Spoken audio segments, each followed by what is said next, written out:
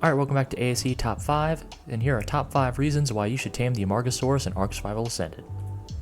So, of course, a brief introduction. The Amargasaurus is under the kingdom Animalia because it's an animal, group reptilian because it is a dinosaur and dinosaurs are reptiles, and description is a spined sauropod because a sauropod is a long-necked dinosaur and it's spined because of the spines on its head all the way down to its body as seen in the picture right there.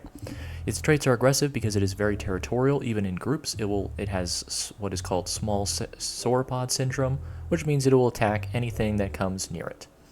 It has a base health of 1250, damage 40, speed 2.64 walking speed meters per second, and a torpor of 2250.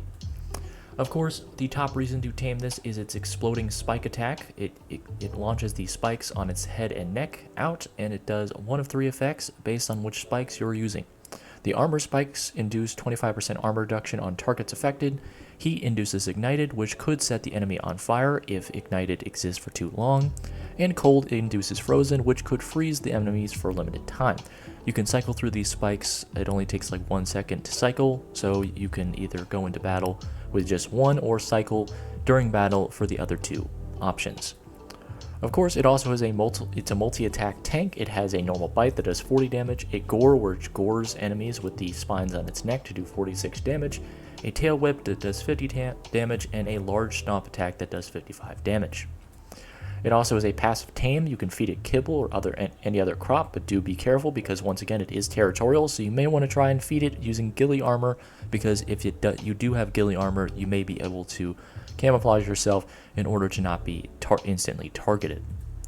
It also is a sap collector. It replaces a tree tap, as its spines next to redwood trees can collect sap at an increased rate just like a tree tap can.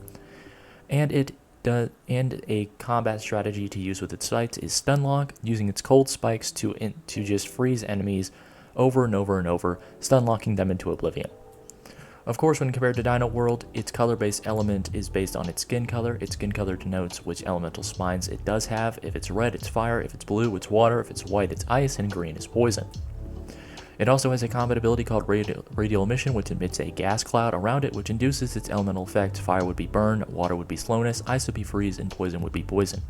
In its large area radius affecting all creatures, and it has a herd spawn of 3 to 5 dinos per group spawn. Alright, thank you guys so much for watching. Like if you like, dislike if you don't, subscribe if you like it down below. Comment down below your thoughts. Everyone have a blessed day as always, and of course, as always, toodaloo!